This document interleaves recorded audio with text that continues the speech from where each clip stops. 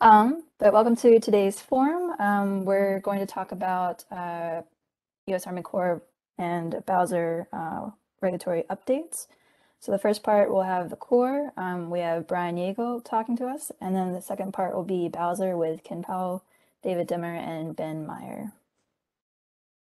Great, everyone. Thank you for having me. For those of you I don't know, my name is Brian Yagle. I work for the Corps of Engineers as a regulatory ecologist, and I'm also the jurisdictional subject matter expert for the Corps of Engineers in St. Paul District. I work out of the district office in St. Paul. So today I'm going to be talking about key changes from the Navigable Waters Protection Rule to the pre-2015 regime. These are the rules that we use to define waters of the United States. For those of you who don't know or might be unfamiliar with this change, what happened was that there were two court cases. I've put them up on this slide so you can do your own investigation if you'd like to look into them a little more. But there were two court cases in Arizona and New Mexico which vacated the Navigable Waters Protection Rule, essentially voided that rule and stated that we can no longer use that rule to define waters of the U.S. So as a result of these two cases, the Assistant Secretary of the Army, in collaboration with the EPA, halted implementation of the Navigable Waters Protection Rule nationwide. And the agencies interpreting the rule, that would be us, the Corps of Engineers, interpreting waters of the U.S. under the Clean Water Act, are now interpreting the rule consistent with the pre-2015 regulatory regime. Essentially, the pre-2015 regulatory regime is our 1986 regulations, amended to include Swank and Rapanos guidance. These are, if you've done this for a while, these are the same regulations we had before 2015, before the Obama administration put in the Clean Water Rule.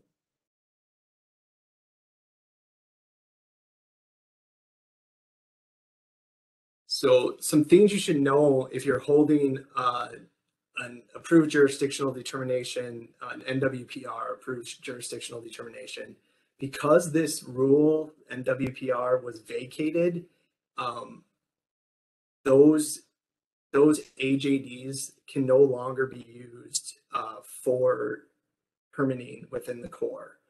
So final NWPR AJDs will not be unilaterally reopened by the Corps unless you meet the criteria of Regal 0502, which essentially says unless the situation has changed, unless there's more information to be provided. Previously finalized regulatory actions made prior to the court's decisions will not be revisited. But this is the important part, number 3. USACE will not rely on NWPR AJDs in making new decisions on regulatory actions. Until a new definition of water in the United States is promulgated, the Corps will make decisions on new regulatory actions pursuant to the currently applicable regulatory regime, which is that pre-2015 regulatory regime.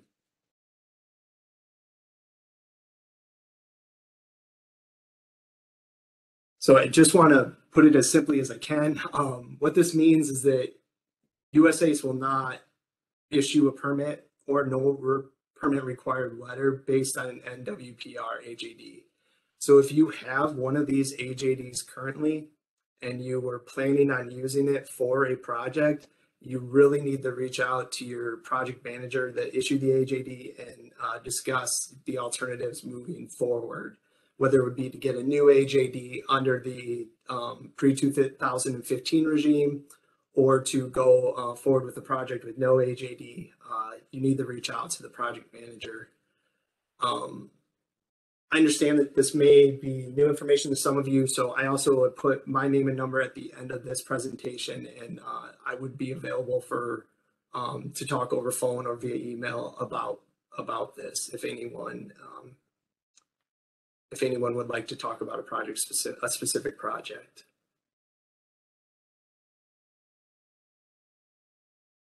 So the new rule under the pre-2015 regime does change the types of aquatic resources that are under core jurisdiction. There's 7 categories for jurisdictional waters. There's the traditional navigable waters, interstate waters, other waters, impoundments, tributaries, territorial seas, and adjacent wetlands, which can all be found in the rule in the Federal Register. Generally speaking, the pre-2015 regime has a less restrictive concept of tributary, and ephemeral streams are not categorically excluded. So under this new rule, more ephemeral streams are within the Corps' jurisdiction. And we'll get into, in a couple slides, I'll get into how we make that determination if those streams are within Corps jurisdiction.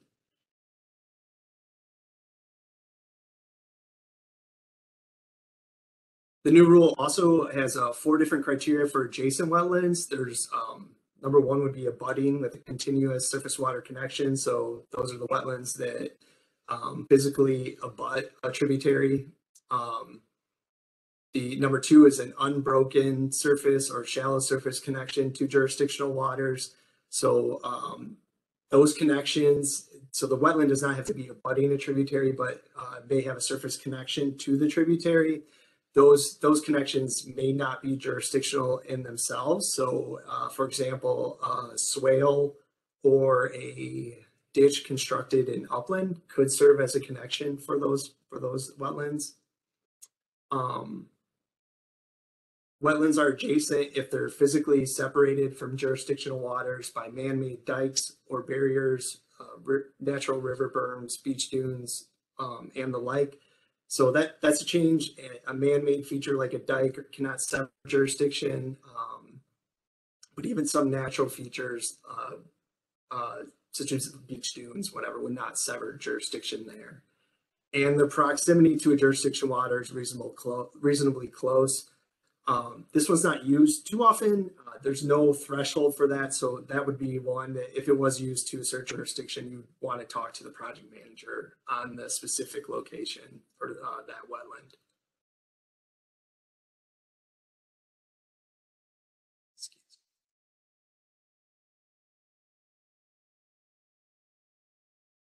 So if anyone is familiar with the rules we were under previous to 2015 in the Clean Water Rule, there was, we used significant nexus determinations to determine if some aquatic resources were jurisdictional or not. The significant nexus determination is back with the pre-2015 regime.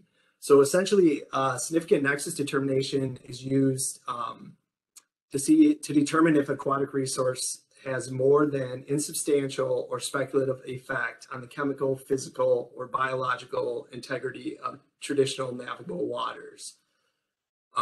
When are they needed? They're generally needed when to determine the jurisdiction of a non-navigable tributary that are not relatively permanent waters. Relatively permanent waters is also a term that may not be familiar to all of you. Essentially, a relatively permanent water has seasonal flow or above, so it may have like perennial flow. A non-relatively permanent water is anything with flow less than seasonal. That's a general definition for relatively permanent waters. So for anything that's not a relatively permanent water, a tributary that's not a relatively permanent water, we would need a significant nexus determination to determine the jurisdiction of that tributary. We would also need it for wetlands adjacent to those non-relatively permanent waters and for wetlands adjacent to but do not directly abut those non-relatively permanent waters. Parts 4 and 5 of this slide say seasonally relatively permanent waters and wetlands abutting seasonally relatively permanent waters. Those wetlands and a seasonally relatively permanent water tributary are jurisdictional, but we go through the significant nexus process as a matter of policy. So the significant nexus determination doesn't decide whether those are jurisdictional or not, but it has to be documented by the project manager in the AJD form. I completely understand that significant nexus determinations could be a foreign concept to a lot of you. So even with the short amount of time we have, I was going to try to go through an example of what a project manager might be looking at when trying to make those determinations. So I'm going to use the figure on the right side of the screen to do that real quickly. I just want to note again, this is a really abbreviated significant nexus determination, just meant for this talk. So what a project manager would be doing, it would be much more complicated with a lot more documentation. But essentially, in our example here, we have a review area, which is within the green box. And within that green review area, we have a non-RPW. That's a tributary that's a non-relatively permanent water. So picture a tributary with ephemeral flow.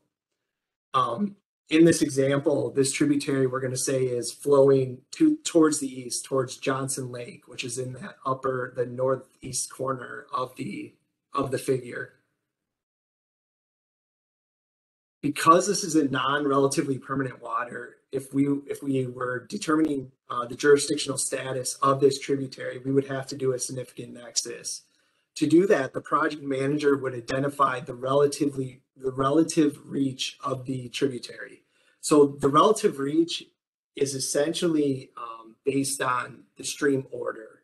So if we assume that this stream was a first order stream, the relative reach would be the entire section of the stream that's the first order stream. If it was a second order stream, it would be the entire section that is that second order. When determining the relative reach, though, you're not just considering the wetland or the tributary that you're making the jurisdictional call over. You're considering the entirety of that relative reach. So the entirety of that order of tributary plus the similarly situated wetlands. So wetlands along the tributary within that relevant reach. Once we've found the relative reach, we're going to look for the closest TNW, the closest traditional navigable water. Most of us think of traditional navigable waters as the waters protected under the Rivers and Harbors Act, such as the Mississippi River or Lake Superior. But under this rule, they can also be waters that are determined to be navigable in fact. That determination can be made for a case-specific AJD call. So those waters are just going to be waters that include all waters that are currently used or were used in the past or may be susceptible to use to interstate or foreign commerce. And it's important to note that that includes waterborne recreation. So in this example, we're going to say Johnson Lake has a boat rental complex and is on there's a public boat ramp. So we can say it's susceptible to use as a for foreign or interstate commerce, and it is a case-specific TNW. So the project manager would take a look at the review area, look for the closest TNW, and then identify the flow path between that TNW and the tributary, which I've done in red. So you can see that the red line extends from the review area towards Johnson Lake. Once they've done that, they would identify and describe all the functions of the entire relevant reach. Excuse me. And then part 5, they would describe the nexus between the relevant reach and the downstream TMW. And then the last step would be determining if that nexus is more than speculative or insubstantial. So some of the key things to keep in mind here: significant is a loaded word. You know, what is significant? For the rule, all significant means is more than speculative or insubstantial.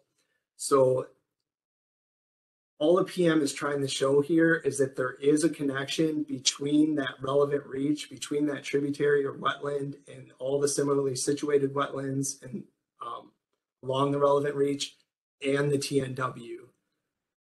The PM also has to demonstrate that that the tributary or the wetland is providing some function to the TNW, And when asserting jurisdiction, the district is only required to document that one function significantly affects the TNW. You might be asking what those functions are. Some of those functions would include nutrient trapping or sediment trapping, or if it was a tributary, the ability to move floodwaters would be a function. And once again, I just want to hit again, it's important to recognize that you're not just looking at the tributary or the wetland in question for the approved jurisdictional determination. You're looking at that entire relevant reach, which includes the entirety of the tributary within the relevant reach and all the similarly situated wetlands. Once again, I know this is a really complex idea, and if you do have any questions, I want you to feel free to reach out to me.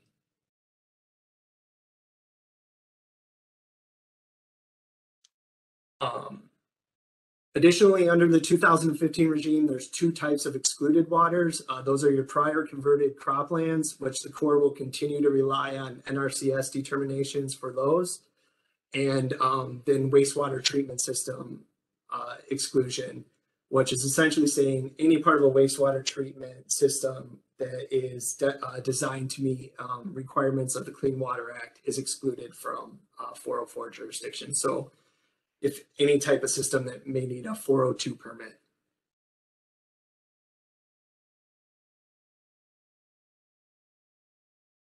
Finally, we have our preamble waters. There's 5 categories that are generally not considered to be jurisdictional under the Clean Water Act in the pre-2015 regime.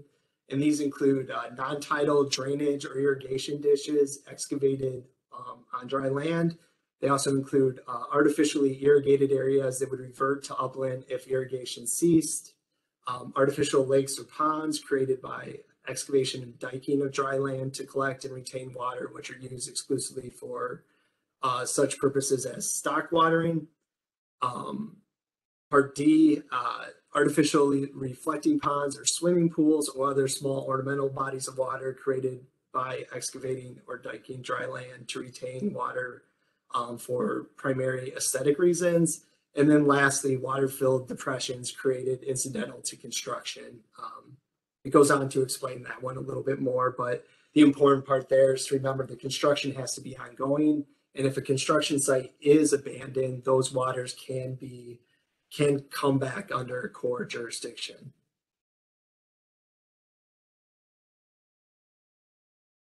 So I think that's all I had for you. I would open it up to questions right now. Once again, I am Brian, so my contact information is at the bottom of this slide. Oh, I'm sorry. The last thing I did want to state is that we are going accepting comments for the revised definition of waters in the United States. This new definition looks a lot like the pre-2015 regime that we're currently under, and those comments are due by February 7th. So if you do want to comment on the new rule, please go to the EPA website on the slide and provide your comments. Thanks, Brian. We do have 2 questions. The first one is, could you clarify or talk about how wet ditches that cut through upland, for example, your standard roadside ditch, in terms of both jurisdiction and also potential wetland replacement? And then in addition to that, how impacts to ditches affect the type of permit required, RGP, IP, et cetera? Thanks. Yeah, that's a good question. Generally speaking, when it comes to ditches, if a ditch is constructed in upland, drains only upland, and is a non-relatively permanent water, we're not going to take jurisdiction over it.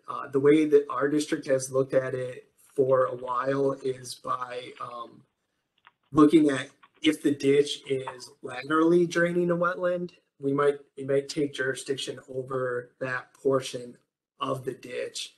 But if it just provides a connection from that wetland to a downstream water, we might not take control over those portions constructed in upland. Now, it's important to note, though, that just because if a portion of the ditch is constructed in upland, it can still provide a connection and still make a wetland along that ditch jurisdictional, but we might not say the actual ditch is jurisdictional. So a lot of it hinges on the type of water that's flowing through that ditch. If it's that relatively permanent water, or it's not a relatively permanent water. I gotta admit, I haven't been, I've been in my new role as a regulatory ecologist since we moved back to this. So I'm not 100% sure on how this has impacted permitting. I do know in the past, oftentimes wet ditches were considered to be self-mitigating, especially if you were just moving over the ditch to extend the road. But you may have to replace for the additional wetlands you were impacting by excavating the opposite side of the ditch, like that. Those impacts might have to be accounted for. I'm not sure how they're looking at it when it comes to whether that would meet the regional general permit for transportation or individual permit. But that is a good question, and I would ask you to whoever asked it. I'm sorry, I'm having trouble pulling up the chat, but to get in contact with me, and I'll make sure you have your answers to that question. Okay, they have your info, so it'll be okay. So next question goes back to the example that you gave. Could you define relevant reach? Is that the project area, the green rectangle? It's not. So the relevant reach can extend outside of that project area. In the interest of time, I did not dive into it, and but it essentially corresponds with the stream order. So it's real easy. If you have a stream that's just a first order stream, then it's the entirety of the stream that you would take into consideration as the relevant reach. Now, if the portion of the tributary you're asking for the jurisdictional call over is part of a second order stream or a third order stream, it would extend to the limits of that order. So where the stream upstream becomes, so if it was a second order, it would be where the two first order streams combine to make that second order stream. And then on the downstream end, it would be wherever the second order stream either goes into a TNW or goes into a third order stream. I hope that's clear. I don't see anything coming up for it, so I'm assuming that it is clear. And that's all the questions I have. All right, thanks. And once again, I really mean it that if you do have any questions, please reach out to me. We're here to help. Thank you, though. Thanks for letting me talk today. Yeah, definitely. Could you unshare your screen if you would? Hi, everyone. Ken Powell, Bowser. Thanks for having us back again. I think it's been a yearly thing here for a while. Give you some updates. Some of the updates I'm going to go over have been presented in other formats here and there. So if you've seen some of those, there might be some repetition here. But we just sort of pick and chose a few things that to share with you guys. Trying to get my, oh, there it goes. So here's just kind of running through the list here. Some of these will be really short, but I've been trying to give just a little bit of a Bowser staff overview for everyone to start out. Then we have the 404 assumption report that just came out, so I'll go over that. A little update on rulemaking, Wisconsin-Minnesota Functional Assessment Initiative that that we had started here year plus ago.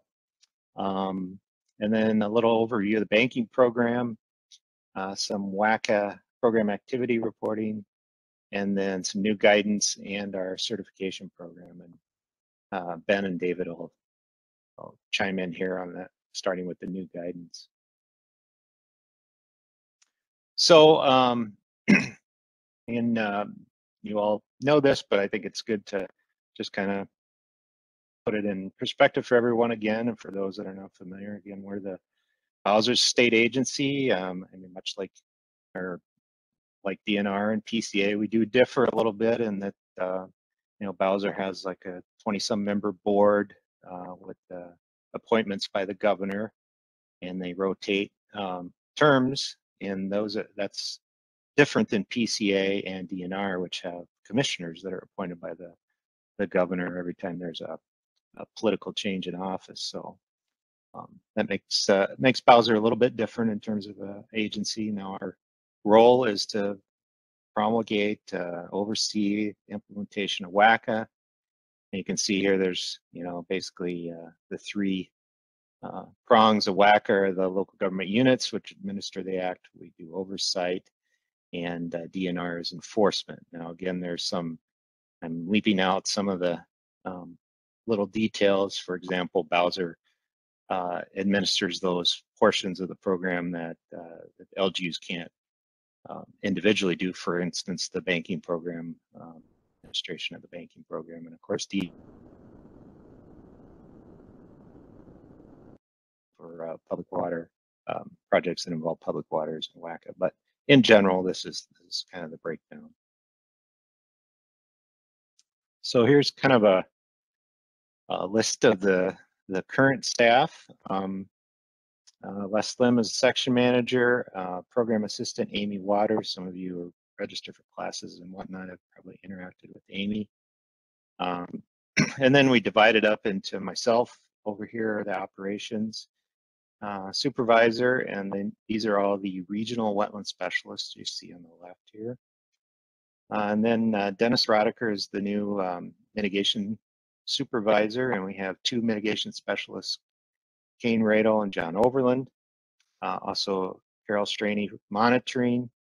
We have two vacancies right now that we'll actually be interviewing for starting next week, for the mitigation program coordinator and program assistant.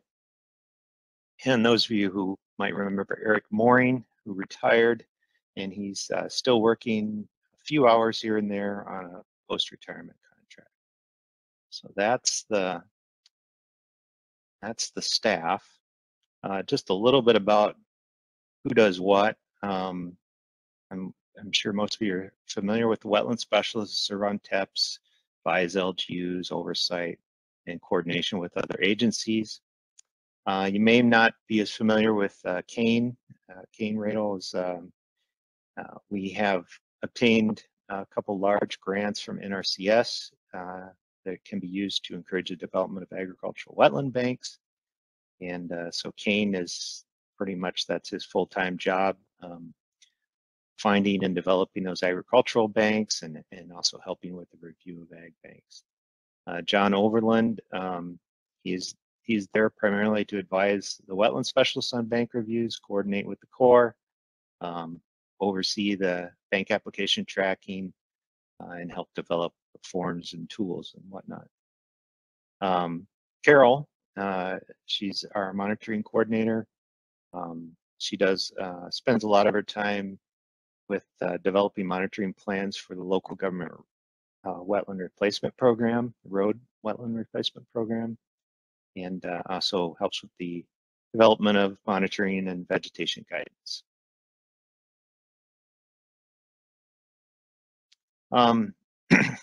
David Demmer and Ben Meyer, who you'll hear from here in a little bit, they're wetland specialists, but they do have, they've been designated as our point people coordinators for the training and certification program in addition to their regular duties.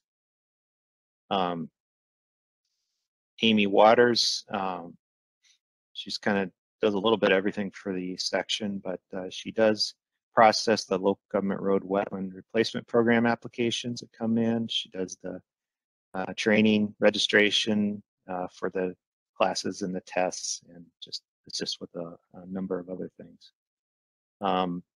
The mitigation program coordinator, and that's one of the positions that's vacant at this time, and that's primarily to manage the local government road wetland replacement program, and specifically to get projects and get those developed and credits developed so that we can use those credits to replace for impacts by road authorities. The mitigation program assistant, again, this is another vacant one. We do have a new wetland banking database, and we're in need of someone to keep track of transactions, manage the database. Right now, John Overland has temporarily been filling that role until we get this position hired. So that should be hired fairly soon here, we hope.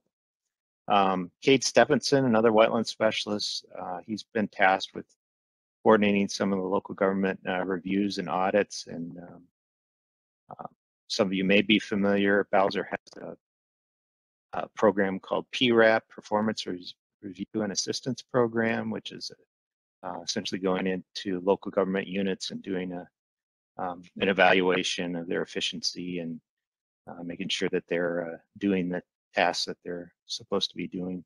And so Wetland Conservation Act administration is part of that for many of those LGUs. So we participate through that PRAP process, and then we also do individual, just WACA specific reviews. And then myself, Les, and Dennis, we just essentially supervise and try to manage the bureaucracy here.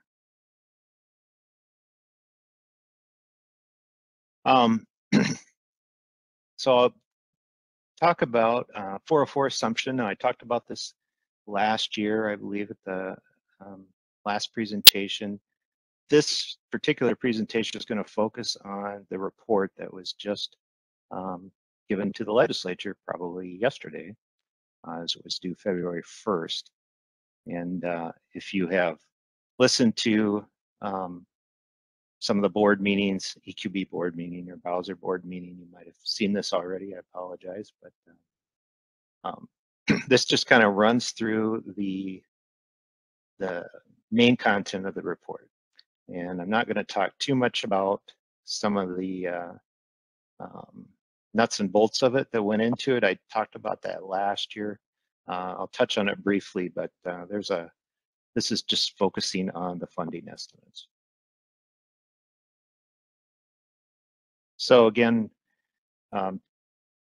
just overview, we're looking at the regulatory authorities in Minnesota. We have, of course, the Clean Water Act, State Wetland Conservation Act, Public Waters Work Permit Program, and Permit to Mine programs administered by the DNR, and the Pollution Control Agency, which is there to ensure that state water quality standards are met. So what is 404 assumption? So it's not assuming the 404 program, even though that would seem to be the way it's worded anyway, but it's really a process by which EPA would allow a state to implement an equivalent program. So it's a state program. It's been deemed through this approval process to be equivalent to or more restrictive than the 404 program, and that's what 404 assumption is.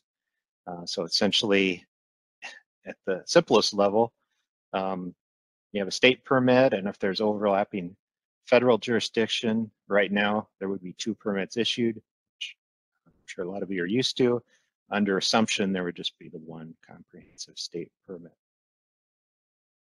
So in order for the state to assume, we have to show that we have at least as equivalent jurisdiction. We have a set of regulations in place. We have the legal authority and staffing capacity. We have appropriate enforcement authority, and there's some specific requirements in federal statute, and that we comply with certain standards and procedural requirements. So if you may recall, we've been on this road here for a little while, dating back to 2017 when the first feasibility study was funded by the legislature, and that was issued. Then there was an analysis of retained and assumable waters, which was a follow-up to that study, which looked at, well, what waters could the state assume and administer under a 404 assumption. And then there was a Department of Army memo in August of 2018 that really changed the playing field in terms of assumable waters and made the ability for the state to assume most of the waters in Minnesota for the program. So there was an effort to move forward, which is what I'm talking about now, the report that was just issued. So why is the Minnesota considering assumption? These are the primary things in the feasibility report: improved permitting timelines, faster processing, reduced duplication and redundancy, more responsive regulatory authorities at the state local level instead of at the feds, reduced costs, and more effective resource management, drawing on localized expertise. Also of significant note here is it is congressional policy that the states implement the 404 program, and that's right in the statutes. When they developed the Clean Water Act, that was the intent, and of course that only happened in 2 states and now 3 states since that time.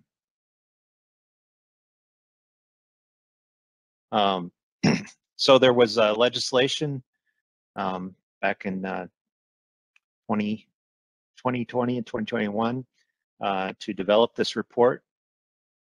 And actually, this is the 2021 legislation. There was legislation before that, and then there was subsequent legislation to delay, or I should say delay it, but extended because of COVID. So there was basically a 1-year extension due to the COVID situation. So the report was due on February 1st.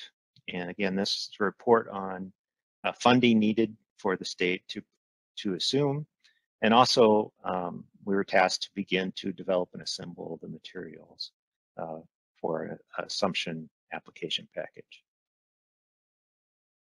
So I'm going to focus on number 2 here, as opposed to number 1. So just a little timeline here, and I'll revisit this at the end here too, but just to show you where we're at. Of course, there was items to the left here building up to this time, but we're at this report now. And based on those funding estimates, decision if we're going to do any more would have to be made by the legislature to fund the remaining tasks here, which would be to complete the program development and the application materials, get those programmatic statute changes, and provide those final costs based on those more precise changes to rules and statutes. And then if it's decided by the legislature, the governor, attorney general to move forward, we would enact those changes that are necessary in rule and statute. There would be rulemaking, policy development, and the package would then be submitted to the EPA for approval. Now, of course, if this is appropriated, the funds are appropriated over on the left here, we would be working with the EPA throughout this process, as we have been now, so that, you know, that's not at the end here, that's not the first time they see it by any means.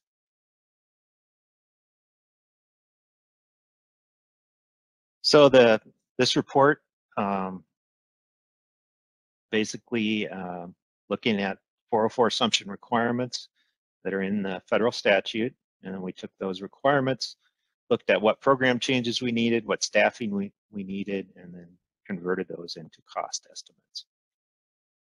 We did have a lot of interagency coordination, DNR, PCA, Bowser. We had 3 stakeholder meetings, and there were multiple presentations and meetings over the last couple of years here with other groups, and there were 2 presentations at tribal meetings.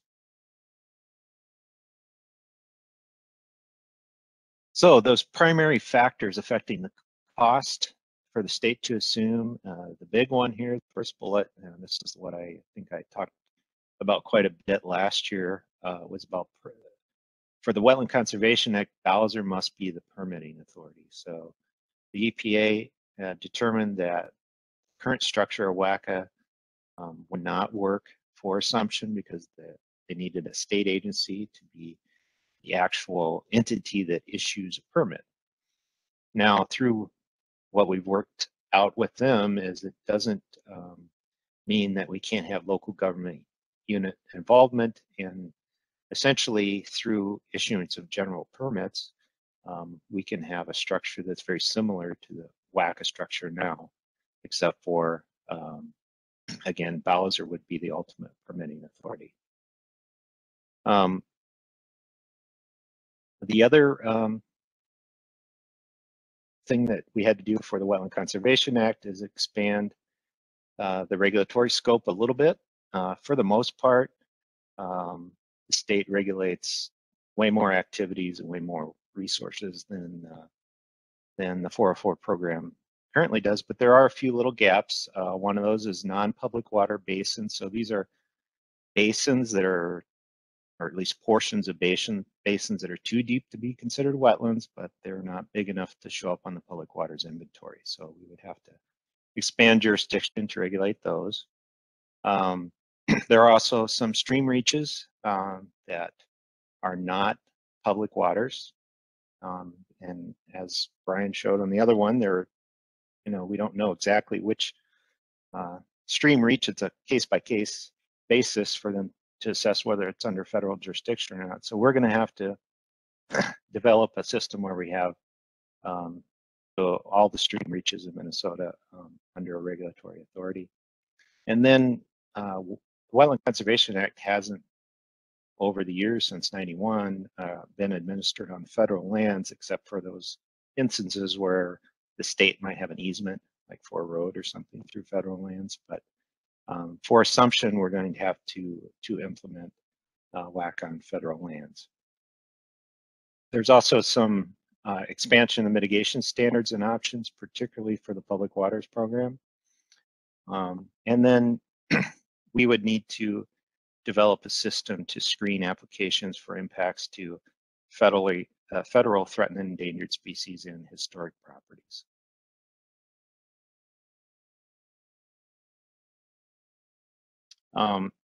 Also, if you're familiar with water quality certification process, the Pollution Control Agency now has to certify federally issued permits and licenses for meeting state water quality standards. There's currently no authority for them to do that for state issued permits. So that's another cost factor. We have to develop a system to make sure that they can certify those permits, state issued permits under assumption. And we have to, federal requirements are with some additional coordination beyond what's required now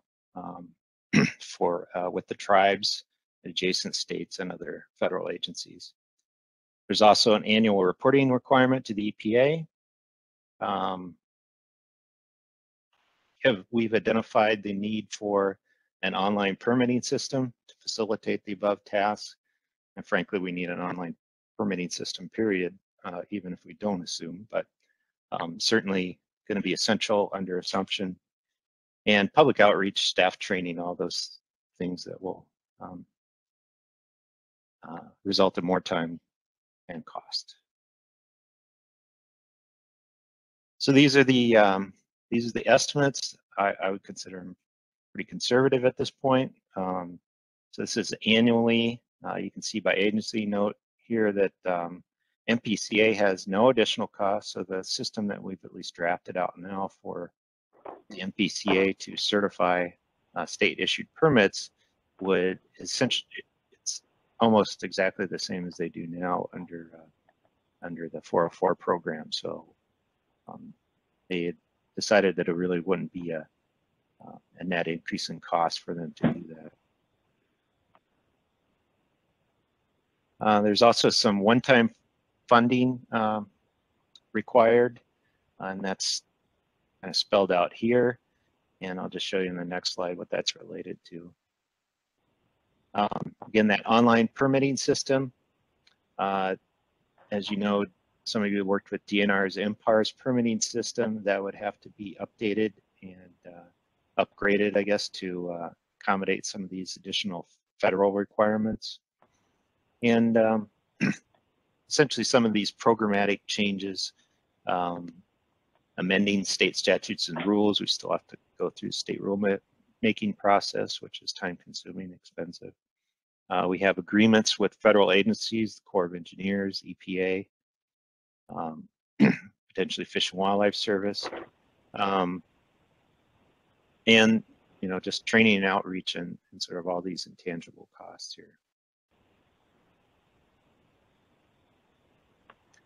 So next steps, this is kind of back to where that I had the big arrow there.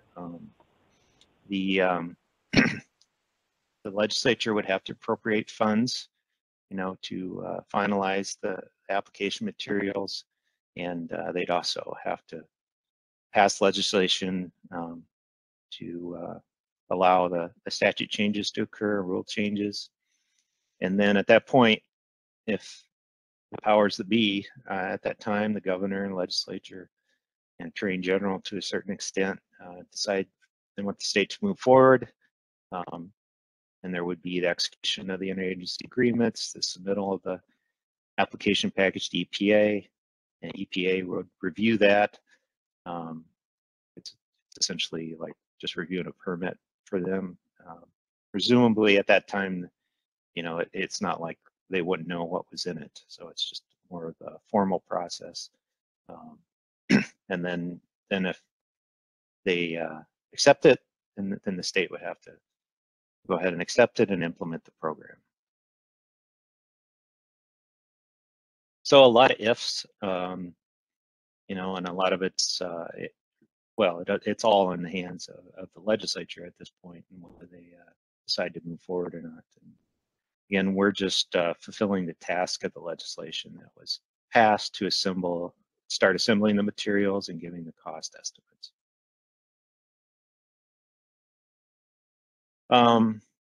So maybe I'll just stop right there and see if there's any quick questions before I get into the next stuff.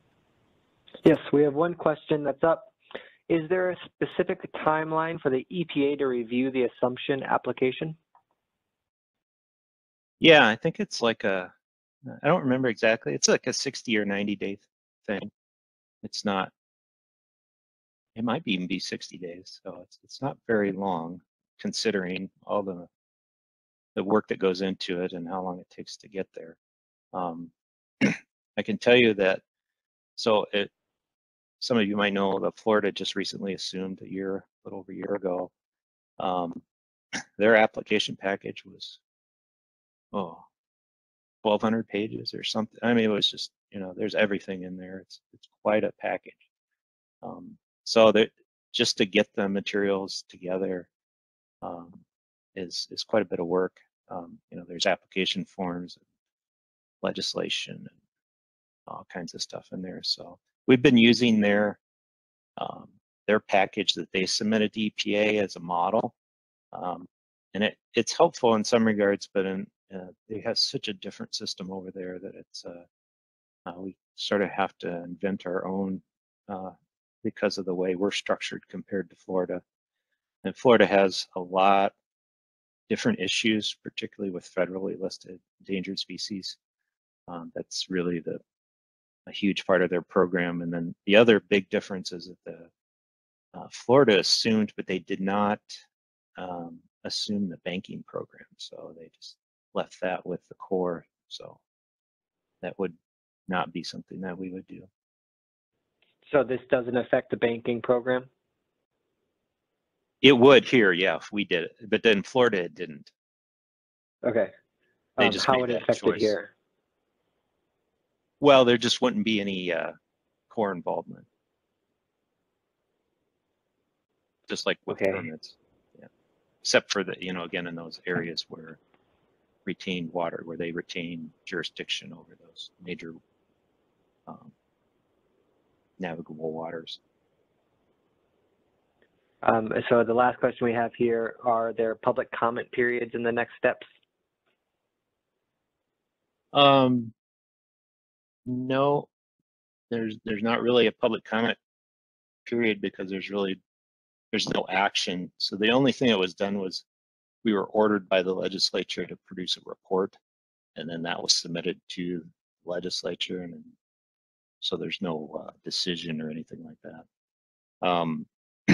Obviously, if somebody in this legislative session or even next legislative session, if there's legislators that support a bill to fund, continuation of this effort, there'll be, of course, opportunities for public hearings and that sort of thing at the legislature for that.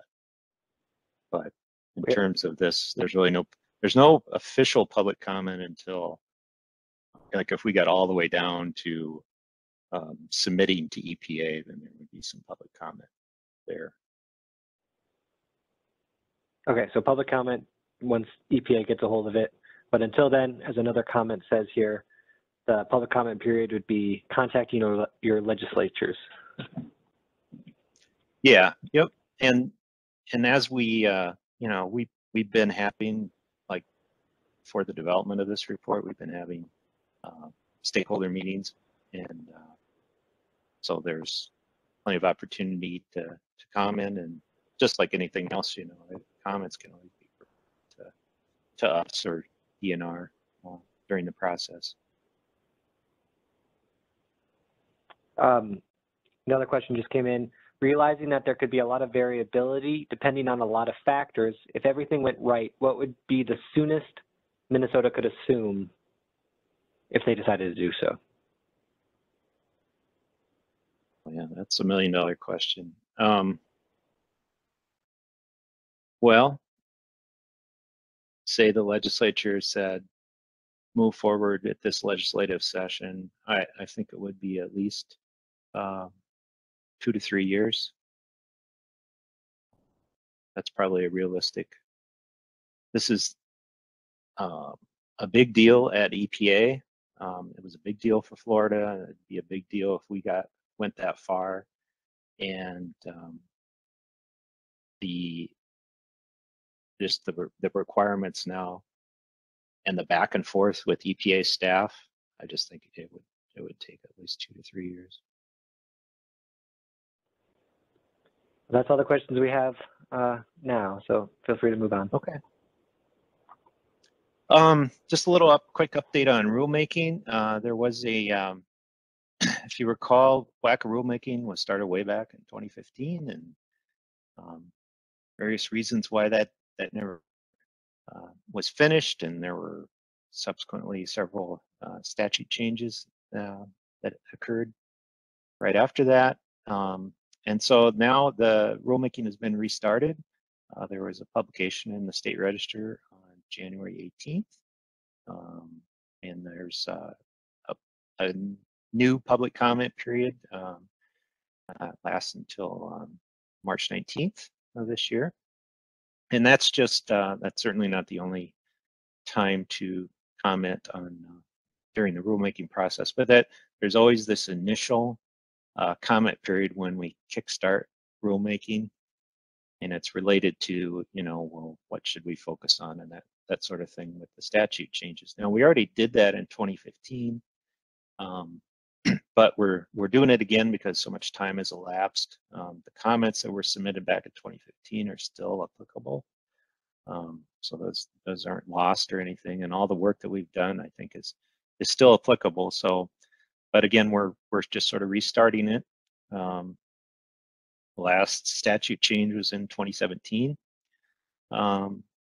Our goal here, just to be realistic with the, depending on all the stuff with the assumption and what happens with that, we're gonna focus in to address those items that we can. There's a few items that are probably a little bigger than we might have time to handle, and we may not get to those, but we'll kind of see. We're just hedging a little bit on this, depending on what goes on with assumption to a certain extent, because it's just a relatively small staff to work on this stuff, so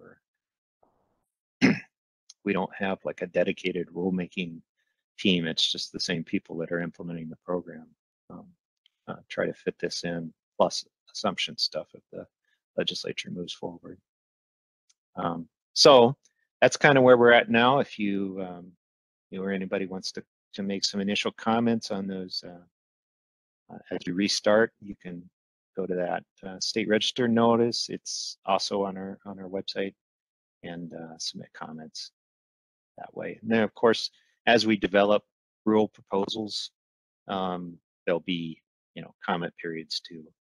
There's various comment periods that are happen and I say are required as part of the rulemaking process. This is just the beginning one.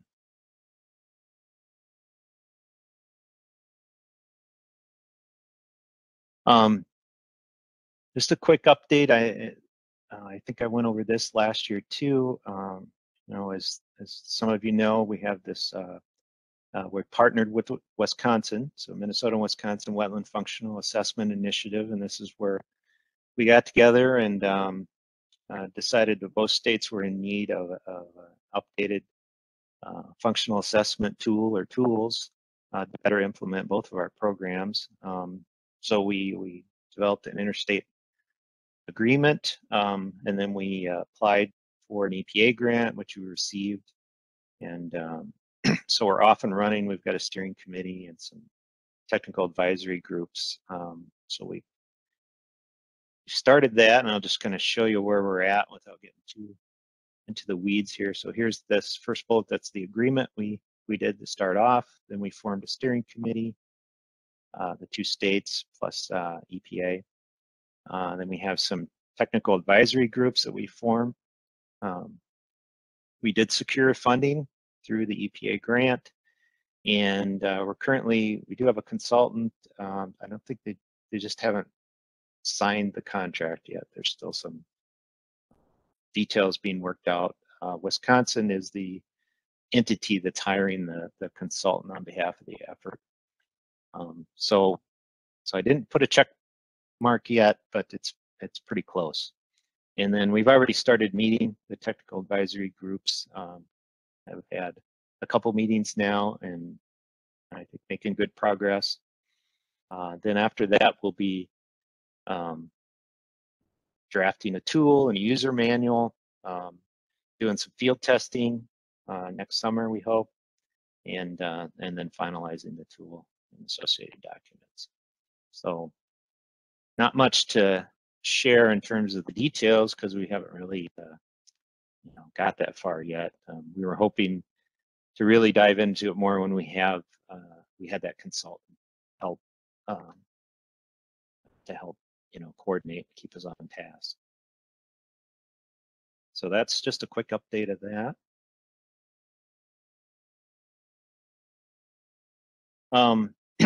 So I'll kind of switching modes here, but talk about a little bit about our banking system. This is a presentation I did for a EPA conference. There's a lot of interest in our banking system. It's one of the largest, if not the largest, in the country. So I'll just show you, I think, some interesting stats. So just as a review, we had 1991, WACO was passed. The first banks were Department of Transportation banks in about 95, 96. Then the big change in 2009 when the Corps adopted the Federal Mitigation Rule and started approving banks in a more official capacity, I guess. Now we look at 2021, over 99% of all of our wetland mitigation comes from wetland banks. So it's certainly been a success in that regard anyway, in terms of people using it. Here's some numbers. We have, again, this is plus or minus, it's from a month or so ago, but 270 active banks. We got 143 banks that are closed. And here's a breakdown. For want of a better term, it's irregular banks, 364. We do have 21 ag banks. And then our local government road wetland replacement program, we're where Bowser is tasked with providing replacement. We call those road banks. We have 38 of those. So that's kind of the breakdown there. Here's where they all are. You can see this pretty good distribution across the state. I understand a lot of states don't have that, tend to have them all concentrated in one area, but we did pretty good of having them scattered about in all the bank service areas, and they range from 5 acres up to the big Lake Superior Bank, which is 22,000 acres, by far our biggest.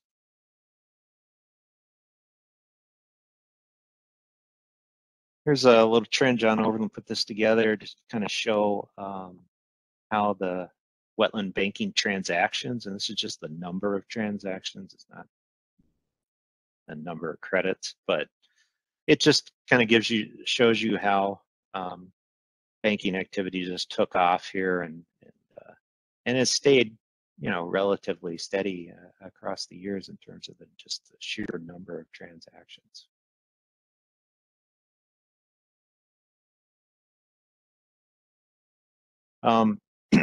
And then I thought, well, since I had that banking data, that I just show some of this overall WACA program data that we accumulated from 2016 to 2020, which I think is interesting to look at. Here's the number of Wetland Conservation Act applications, all types, by year.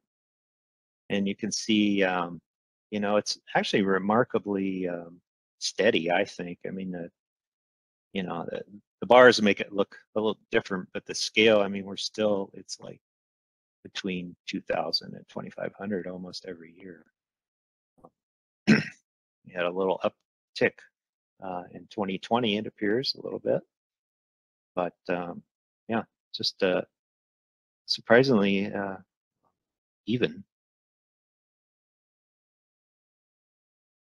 Here's the number of approved replacement plans by year and the acres associated with those, acres impacted.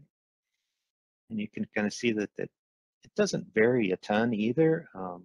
It's like 2018 was a little down year in that regard, but now in 2020, the last time we had the data, was 192 replacement plans, 129.29 acres impacted.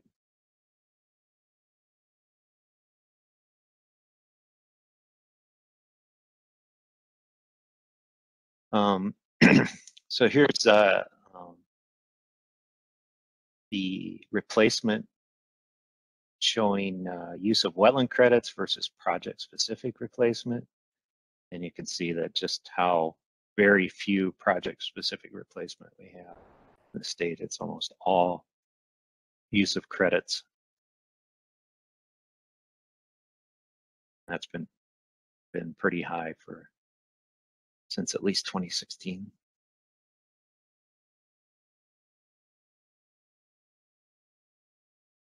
This is number of approved exemptions and acres impacted as a result of those exemptions. And again, not a ton of variation. We have 500 or so, 400 to 500 exemptions approved on a yearly basis. You know, in 2019, it's roughly 69 acres impacted, and 114, 115, 2020.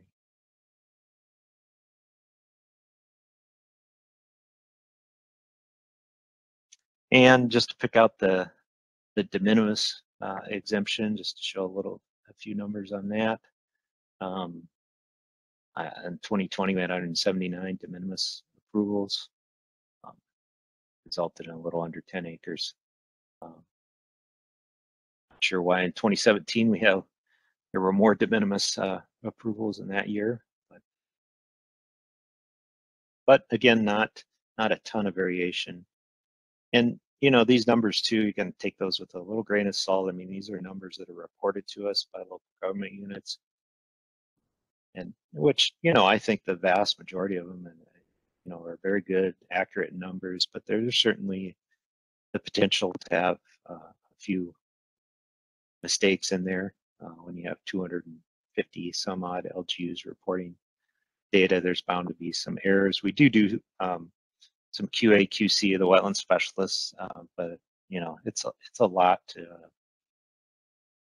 try to do. Now, this is one of the reasons too why we really want an online permitting system. So you know, you don't have to do this annual reporting. This stuff can just be entered in an online system, and that all the data is there. You just with a push of the button, you can tell exactly what was approved and how many acres and all that kind of stuff.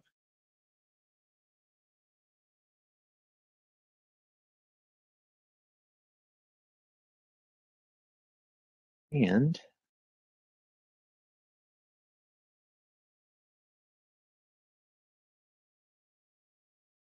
sorry, just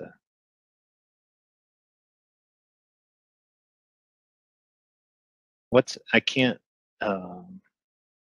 so on my screen, it's I can't read the title. Jeff, do you know? Number of potential WACA violations investigated by year is the one that's up now. Okay. Yeah, there's like a little thing that says sharing presentation. It's like right over the title. I've had that happen before too. Yep, it's that dang orange block. So yeah, this just a little bit about kind of on the enforcement side. We did have an uptick in 2020, but that's a lot of legwork there from the LGUs and the TEPs to do those investigations. You know, some of them are just a quick aerial photo review, but a lot of them involve on-site visits and looking for if there's been a violation or not. And those just come in all kinds of different ways, whether they're spotted by a conservation officer or neighbor reports them or whatever.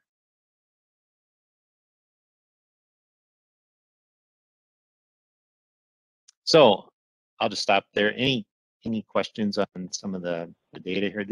This information is available on our website. These the WACA program data. I don't think we have the banking data on the website, but this kind of data is on there if you want to see that under WACA program reports. I have one that came in for the data, but real quick, the earlier question, going back to rulemaking, what is the timing for when the legislature would consider rulemaking? Associated with assumption or what? I'm not sure. That was the question. Well, I'll just so that we're starting rulemaking now based on the statute change, or restarting it based on the statute changes that were dating back to 2015. It has this rulemaking effort has nothing to do with assumption. It's not related to it at all. But if the state were to move forward with assumption, at some point there would be some rulemaking required related directly to those things we need to do to assume. That would be a separate rulemaking. So this rulemaking that we just restarted now, with the absolute best case scenario, it's a year and a half. It's at least an 18-month process. In the current rulemaking manual, you need at least 18 months to complete it, and that would be at light speed. So it's more like 2 years. Last time we did it in 2008, 2009, it didn't take that long because there weren't that many requirements, but those, the legislature soon after, I don't know exactly, but they passed more rules and regs so that it lengthened the rulemaking process. So it's at least 18 months. So this question, going back to the slide you had on how applicants replace wetland impacts per year, are the use wetland credits values reflecting acres impacted or credits used to mitigate? Okay, let's see. This slide? Yep. And so the use wetland credits. So those are the number of approved replacement plans that used wetland credits. That's all that is. Okay. So it's not the number of credits, it's just, in 2020, for example, there were 190 replacement plans that used wetland credits as part of their replacement. Okay. And there was only one approved replacement plan that used project-specific replacement. Okay. That makes sense? Great. It does indeed. And that person who asked that question says yes as well. So thank you. So will Bowser implement an online application reporting process regardless of what happens with the rulemaking assumptions? That's up to the legislature. Again, we would need the funds to do it. If you ask, well, ever since I've been at Bowser, we said, well, what's one way that we could improve the efficiency and transparency of the WACA program? And we've all said to have a transparent online system. And so we've identified that for years. And we're saying for a 404 assumption, it's just a necessity. I mean, we have to, if we're going to have the system we have now with local government units and technical evaluation panels, I mean, we have to be able to report to EPA pretty precisely and accurately permitting activity as part of the annual report for assumption. And we can't just rely on, them submitting data at the end of the year. We would need a more interactive permitting system. Plus, the permitting system we discussed would be easier for the LGUs. Like, it would be developed so that they could distribute notices just within the system. They don't have to type them out. We would have templates there. It would just fill them in, press a button, and it would go to the right people. We would have a database of the TEP members and all that kind of stuff. So, but again, that stuff is not cheap. So we would need funding from the legislature, whether they funded it outside of 404 assumption or with 404 assumption. That's what would be needed for it to go forward.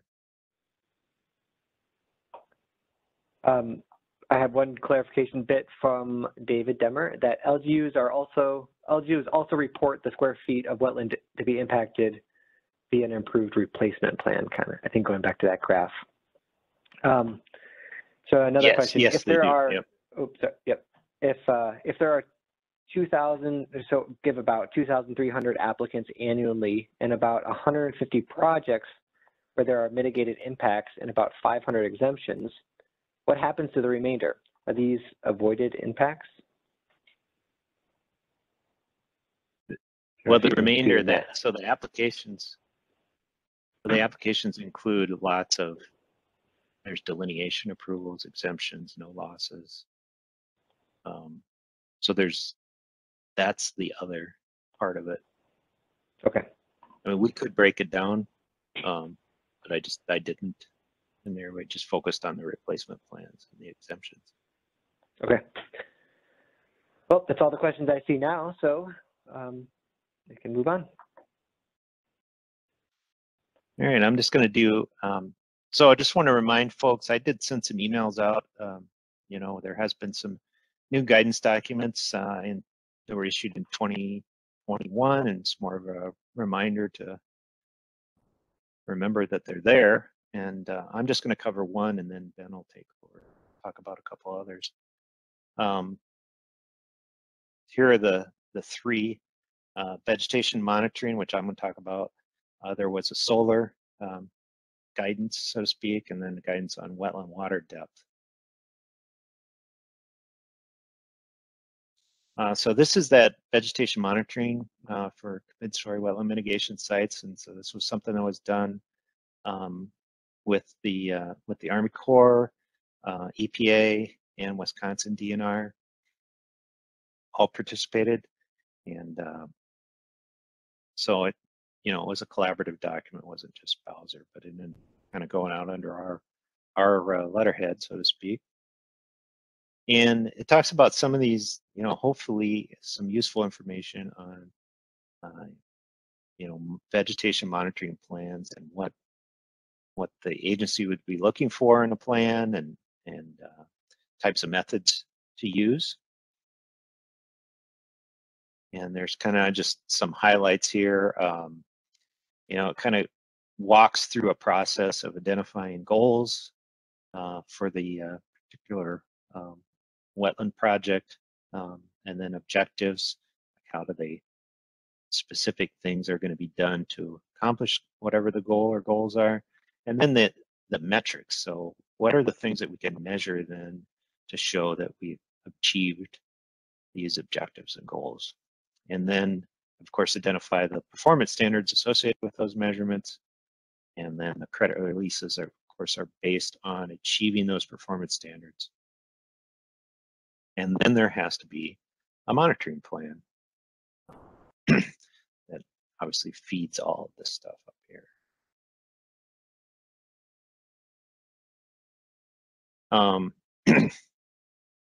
So I think one of the useful things that's right up front there is just veg monitoring plan expectations. So it just comes through the typical monitoring plan, and what, you know, it's almost like a checklist really of folks that are putting these together. You know, we would need information on existing veg conditions, plant community mapping, site photographs, identify monitoring units. So what are the what makes sense in terms of the unit that you're going to be collecting the data on, and then sort of quantitative measures of vegetative aerial coverage. It's pretty standard. Species richness, diversity measures. Again, that's typical of most projects. And then, you know, make sure that those sampling locations are representative of the sampling units that are chosen, and then of course timing, which is really important with these measures up here for veg, because of the way veg develops over time. We need to have some consistency of when that data is collected, and some replication, you know, not just one sample for a bank. There has to be some replication and some adaptation and changing. And there's a fair amount of information on this, and really emphasizing the need that these monitoring plans, once they're developed and implemented, that, you know, they may need to be changed, because the sites don't always develop the way we think they're going to, and we realize, oh, now this isn't such a good sampling location. So those that sort of adaptation needs to happen in those plans probably more often than not. There's a lot of like this table, and then there's more explanation in the text about the different methods. And again, these are kind of standard methods: point intercept, meander surveys, belt transects, and things like that talks about the advantages and disadvantages of using the different methods, and also some pretty precise descriptions of how to do them, which I think is useful for, you know, folks that are not that may be involved in this, but maybe are not strong on the veg sampling. And there's some pictures in there that kind of show illustrations of how to do the various methods. And there are some examples show how to calculate relative cover, absolute cover, relative cover, with some formulas and whatnot in there. And then there's a new outline shows an annual report, the contents, kind of an outline that folks could follow when they put together their annual report.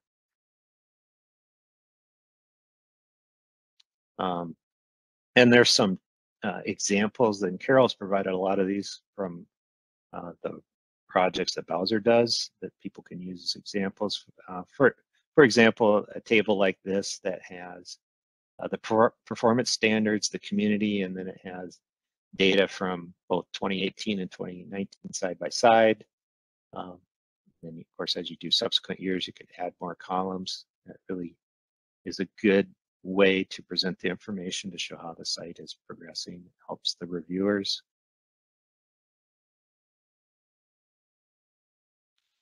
That is all I had. Do you want to? Yep. Well, there's no more questions I see, so we can go to the next presenter.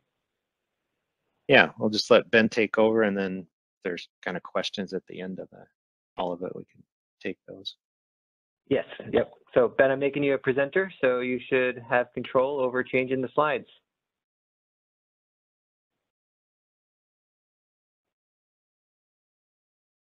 I do. Thank you. So like Ken mentioned, just a couple more really recent guidance documents in case you missed those during the busy time of 2021. Not going to go into super depth on these. Obviously, they're not super long documents. They're only a couple pages, so you can definitely read them yourself. But I'm just going to go over a few of the highlights. You know, we've been being asked this question for many, many years about are you ever going to release any kind of solar guidance on are they considered impacts or not? And so we put together this guidance that really talks about more of helps guide the reviewers through a process of some evaluation steps, looking at wetland conditions, looking at wetland functions and effects of individual projects. Oops, why can't I advance here?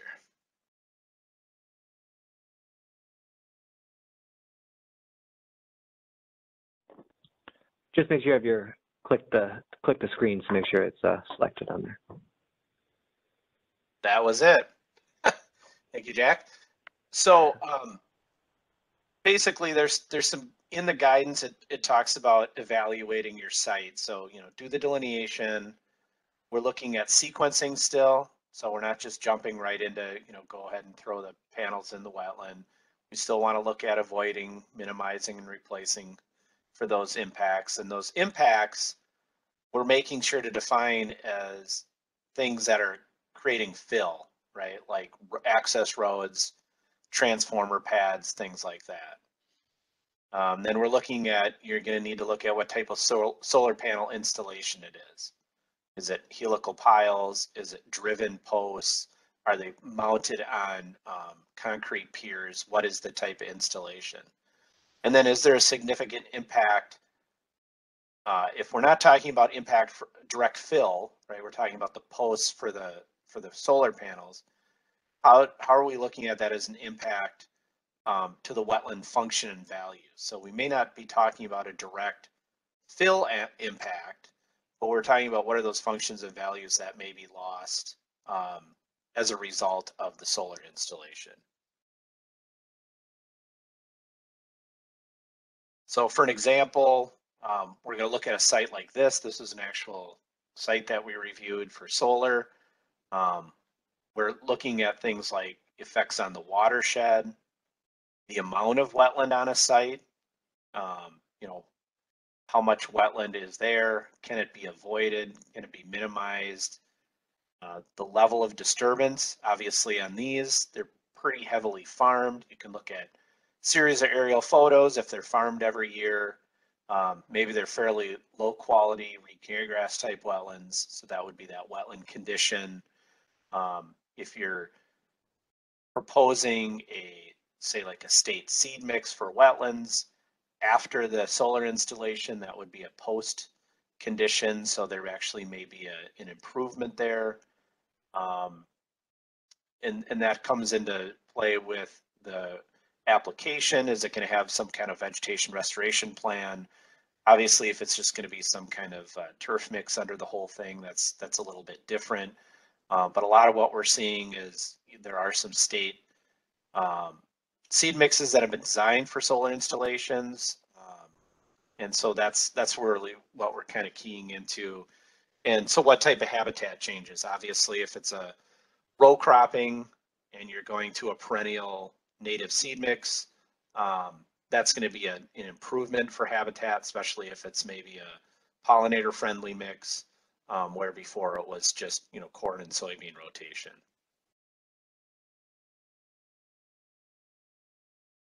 So that was the solar guidance. Again, you can read more into depth on that.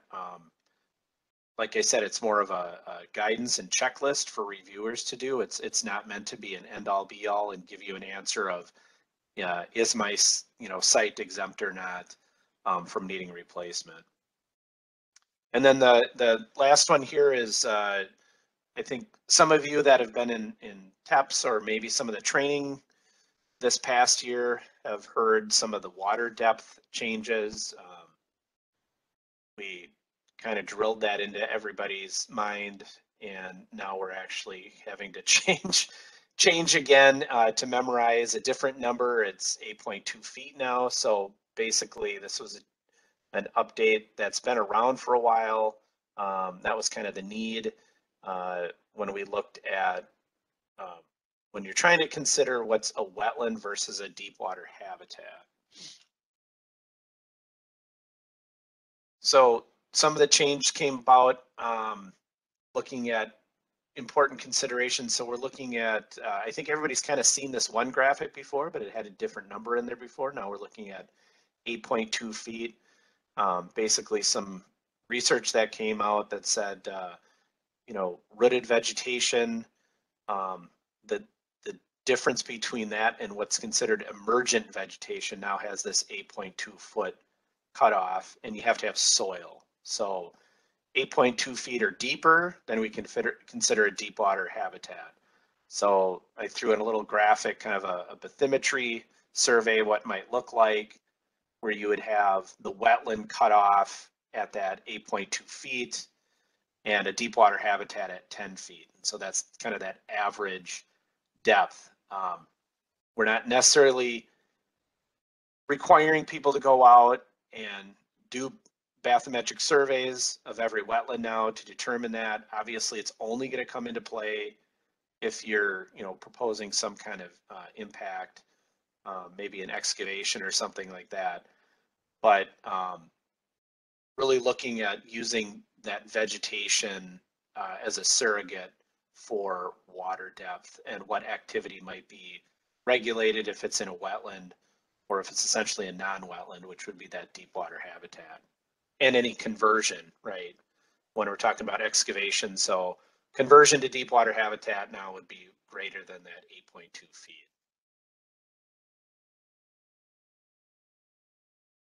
That's all I had for that. I'll take some questions if anybody has questions on those couple guidance. Before I get to the questions, there was one question about the link to the Bowser solar guidance, and Ken posted that link into the chat, and it says scroll to the bottom and you'll see the solar guidance. Oh, great, thank you. So on the solar guidance, have there been any studies regarding function and value on solar farms that have been in place for some time now for the wetland parts? I know of a couple companies that are out there doing those now for some sites that are only a few years old, and I don't know if those have been published at all yet, but I know there are some being implemented now. And if anybody out there knows of anything, it'd be great if you could share them with us, because that would definitely be helpful into some future guidance. The next one, I guess, isn't a question. A note from a DNR rep that Minnesota DNR is also updating solar guidance, including how to address when the project area includes calcareous fens or there are calcareous fens nearby. Okay. And great. At that, I don't see any other questions. So we can go on. Thank you. David. All right, I will make David the presenter. Okay, David, you should have control over the slides. I do. Thanks, Jack. Thanks, guys, for having us. My name is David Demmer, Wetland Specialist of Duluth. We wanted to round out this conversation with a quick little overview of the 2021 MWPCP training, as well as kind of looking forward into our schedule here in 2022 and some of the kind of policy conversations that we're having. So I think we all kind of understand what's really underpinning the importance of our training efforts, not just for private consultants like a lot of you folks, but also in the Wetland Conservation Act being implemented by LGUs, and that an LGU must provide that knowledgeable and trained staff. So even before the MWPCP came about and it was done through the U, Bowser spent a lot of time training LGU on wetland science, regulations, and restoration so that they can fulfill that duty of being knowledgeable and trained while implementing the Wetland Conservation Act. So some of the recent history, I think, we talked about this last year, but a lot of you are aware that prior to 2020, the University of Minnesota Wetland Delineator Certification Program, the WDCP, provided the bulk of the wetland training in the state. This was purely technical, so following the 3-parameter approach to wetland delineation. And then Bowser augmented the regulatory side by doing the regulatory training, mainly through a regional approach that we have actually carried on into the WDCP. In 2019, the USACE program was transferred to Bowser, and what we did was we combined those two efforts to include both technical 3-parameter approach, wetland delineation training with the regulatory training into one program. So our core curriculum is about equal between technical and regulatory training. For those of you who have taken our classes recently or seen our approach, we spend about equal amounts of time talking about the two different aspects. The first year of MWPCP would have been in 2020. However, obviously this all got interrupted with the pandemic. We were able to pull off a few virtual online trainings. Those were well attended. Those were focused on regulatory components of WACA, but we weren't able to do any in person. So 2021 was our first in-person training year. That, of course, was also condensed with the COVID pandemic. We weren't able to secure venues or hold in-person training until after COVID restrictions were lifted at the state level July 1. But despite that, we were able to pull off a pretty rigorous training calendar in 2021 that included 2 virtual regulatory training courses. Those were in the spring. But after that July 1st restriction was lifted, we were able to do 2 in-person regional training courses, very well attended, one in Rochester, one in Alexandria. We also did a wetland delineation refresher course in Wright County. Again, a great event, had well attended. And then in attempt to kind of free up the backlog, if you will, of training demand for some of that basic training, we did 3 5-day basic courses. Usually we do 2, but it was very apparent given the 2020 cancellations that we needed to have that additional course. So we did. They were all full. On the Friday of each of those basic classes, we administer both the in-training and the professional exams. And so those, again, we had a packed house for all 3 of those tests. We did also do a in-person wetland delineation crash course, we called it, for tribal staff up in Cass Lake. You can see the picture there. Really cool opportunity to work with our colleagues up there in Cass Lake. And again, we were able to we focused that effort on wetland delineation, so the 3 parameters.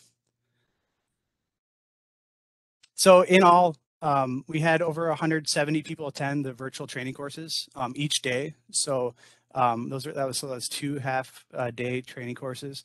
So that was very, very well attended. 190 individuals attended the in-person training courses throughout the course of the year. Some stats that we really like to highlight, given the charge of trying to increase the training levels of LGUs and TEP members, is that about 50% of our in-person participants were LGU staff members. When you look at the certification numbers,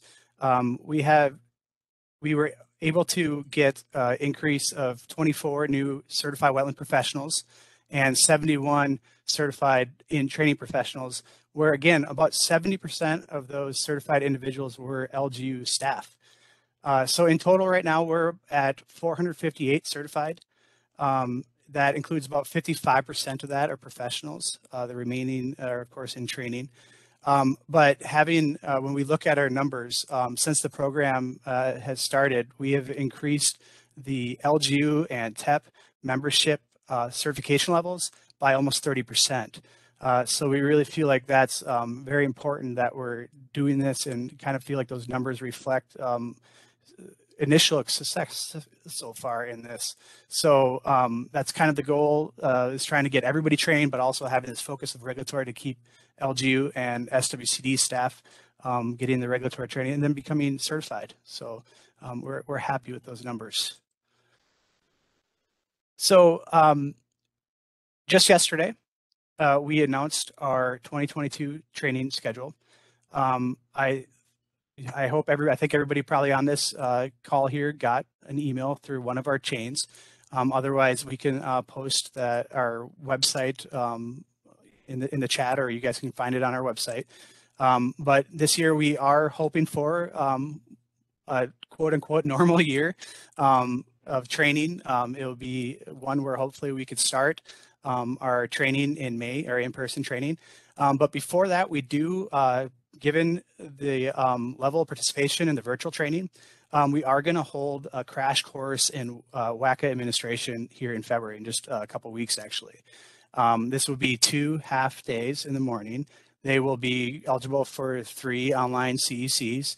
And essentially what we want to do is kind of walk through the presentations that we do in the basic class with just a crash course overview of the real important parts of WCA, anywhere from an introduction to the regulatory programs, to LGU duties, application procedures, down to the second day being basic decisions, replacement plans, and an overview of the banking program. So we're looking forward to that.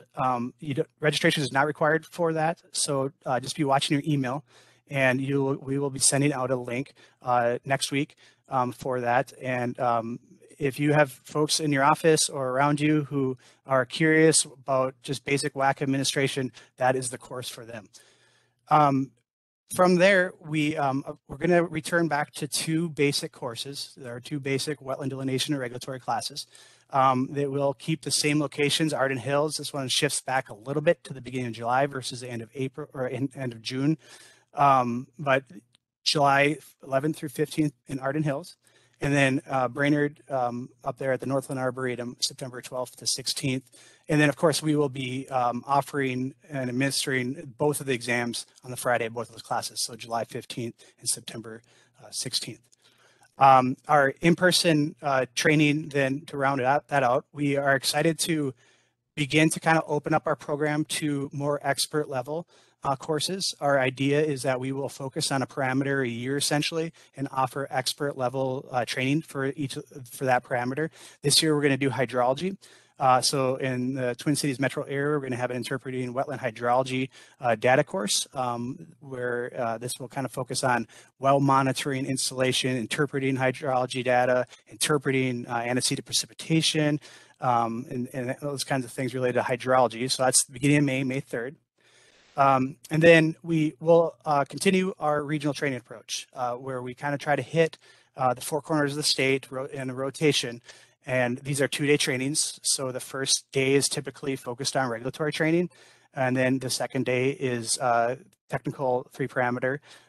We try to get in the field at least one of the days, quite often both of the days. And you can see there the locations that we're going to be at this year in Spicer, Mankato, Cloquet, Bemidji. More information, including like a preliminary agenda for all of these trainings, but particularly the regional training, is on our website. So if you're interested in any of those, check that out. A couple things to note about how we're approaching registration this year. We are going to open up registration all at the same time for all the courses. That registration is going to open up the 3rd week of March. There's information about that on our website right now, but we will be emailing all of our contacts and opening registration up for all the courses here in the end of March. Remember, the virtual training registration is not required. Just look for that link if you're interested in that class. Finally, just a couple of policy revisions that we are considering. Just one big note is that our temporary continuing education policy is still in effect.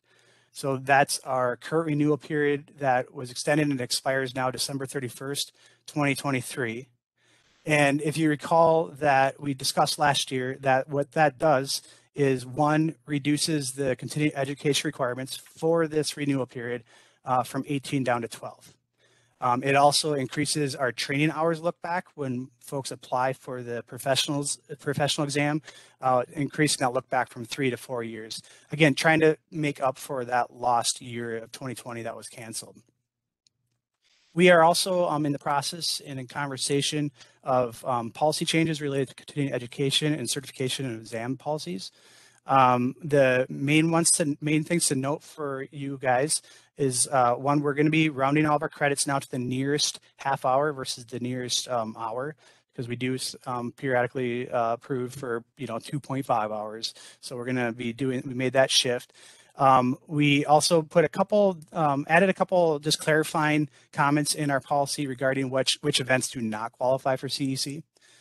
The certification exam policy changes, the one is kind of administrative, but that is that basic class attendees do not need to apply to take the in-training exam.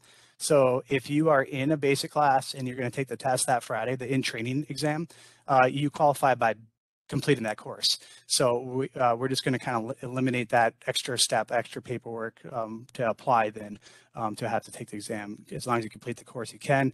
If you're taking the professional exam, you do have to apply because you have to qualify for the experience as well. So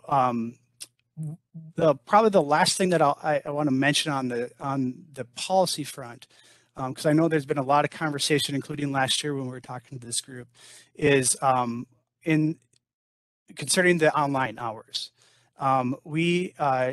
Our online hours of having a cap of 4 maximum online hours per per renewal period has been kind of a thing of question, especially given the pandemic. And we've been talking about that, and because that is in our program plan, that is a board decision. So the staff has been talking and has made a recommendation to the board, and I think we'll see obviously how that turns out, but there may be a modest increase in the amount of online CECs that we will recognize per credit renewal period. So I think that's all I've got on the MWPCP front. Are there any questions? Yes, there was one question and answer that happened. So you can register for the exams only as long as you meet the requirements to take the exams. Is that correct? Yes. Okay. Yep. And then a question, what is the cutoff date for look-back training hours to qualify for the 2022 certification exams? Yes, so since we are in the current renewal period, that will fall under our temporary continuing education policy. So those taken in 2022, the look back will be 4 years. So 2018. Great. As it stands, that's the only questions I have right now. Okay. Well, I think the last thing that I got one more. It's what is the beginning date of the current CEC period? So that would have been back when the program started. So that would have been January 1, 2020. Okay. Now it's all I got. Hey, David. Yes. I'll just add, one of the things we want to emphasize is that we're committed to, and I think one of the reasons that we're getting more participation from the LGUs is we're committed to keeping the cost for the courses down. So I think you'll find our fees are pretty reasonable, and certainly for the 5-day course, that the fee we charge is significantly less than what similar courses are out there. So that is one way that we're, I think, attracting more of the local government units who tend to have more limited funds. It's a great point. And one thing I'll say too is that the regional courses, there will be a very modest fee bump, but that will then now include the indicator booklet you'll get. So essentially that those extra dollars will just be, you get a booklet too. But there won't be any major changes to the fees for our basic class. Again, kind of to Ken's point that we want to keep this affordable for everybody.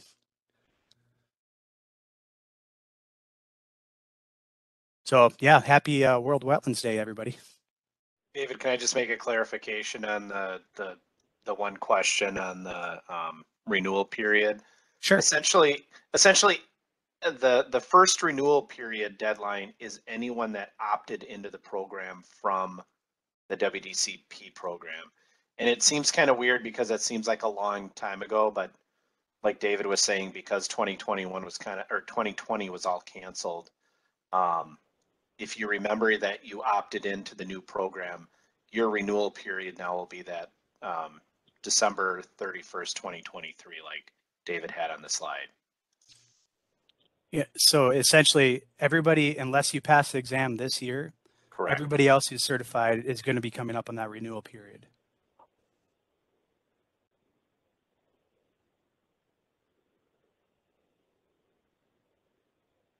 Great.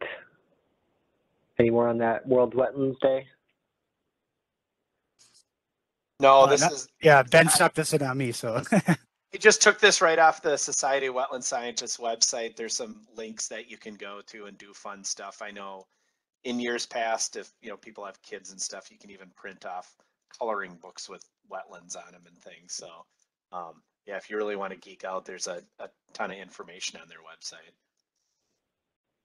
So if you're drawing, I always like that World's Wetland Day is in February, and in Minnesota, it's I guess get out in a wetland and walk around in the ice.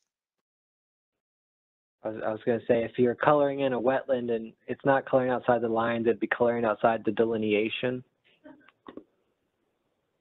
That's my That's a good wetland one, joke Jack. for you. There's our joke. That's good. That's good. Well, if that's all you all have.